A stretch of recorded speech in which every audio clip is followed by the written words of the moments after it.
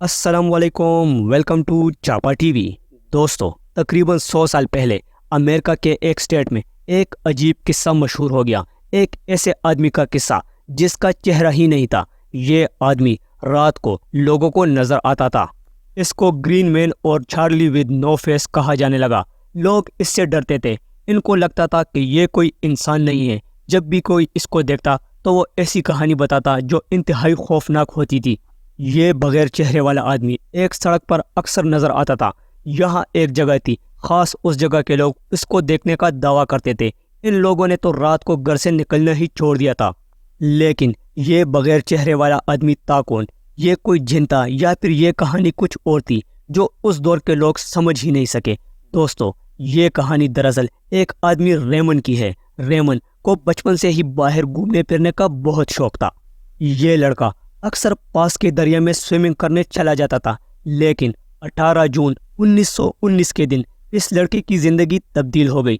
دوستو، اس دن یہ اپنے دوستوں کے ساتھ ایک جگہ سوئمنگ کرنے گیا ہوا تھا۔ انہوں نے اس دوران ایک برج سے گزرنے کا فیصلہ کیا۔ یہ برج لوگوں کے چلنے کے لیے نہیں تھا۔ دراصل اس برج سے ایک ٹرالی ایک اینڈ سے دوسرے اینڈ بھیجی جاتی تھی۔ اس ٹرالی پر سامان ہوتا تھا، اسی لیے اس برج میں کرنٹ موجود تھا۔ دوستو، ریمن اور اس کے دوست جانتے تھے کہ یہ کتنا خطرناک برج ہے۔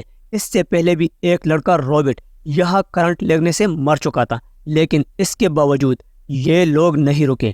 دوستو، برج پر چلتے ہوئے ان لوگوں کو پرندوں کا ایک گھونسلہ نظر آیا۔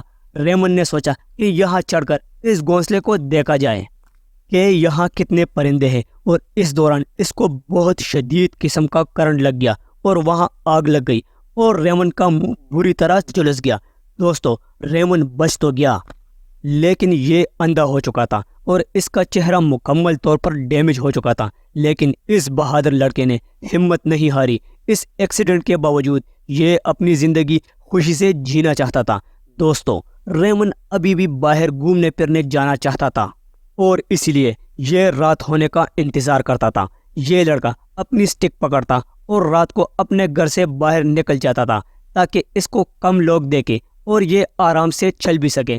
اس جگہ کو روٹ 351 بھی کہتے ہیں۔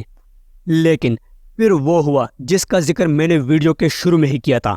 اب آپ سمجھ گئے ہوں گے کہ وہ انسان جس کا چہرہ نظر نہیں آتا تھا وہ دراصل ریمن ہی تھا۔ اس دور میں رات کے وقت اسٹریٹ لائٹ تو اتنی ہوتی نہیں تھی اور لوگ کبھی سمجھ ہی نہیں سکے کہ یہ دراصل ریمن ہے جس کے ساتھ ایک افسوسناک واقعہ ہوا ہے۔ ریمن جیسے جیسے بڑا ہوتا گیا ویسے ویسے یہ کہانیاں مشہور ہو گئی اور لوگوں نے اس کو گرین مین اور چارلی ود نو فیس کا خطاب دے دیا، اور کئی لوگوں سے تو ریمن بات بھی کرتا تھا اور ان کو سمجھاتا تھا۔ لیکن جب کسی کہانی نے مشہور ہونا ہوتا ہے تو وہ ہو ہی جاتی ہے، اور یہی کچھ اس کہانی میں بھی ہوا ریمن کی صورت میں۔ دوستو، ریمن کی موت 1985 میں ہوئی تھی، لیکن اس وقت تک بھی لوگ گرین مین کی کہانیوں پر یقین رکھتے تھے۔ دوستو، یہ تھی چاپا ٹی وی کی آج کی کہانی۔ امید کرتا ہوں آپ کو پسند آئی ہوگی۔ ملتے ہیں نیکسٹ ویڈیو میں نئی کہانی کے ساتھ، تب تک کے لیے اللہ حافظ۔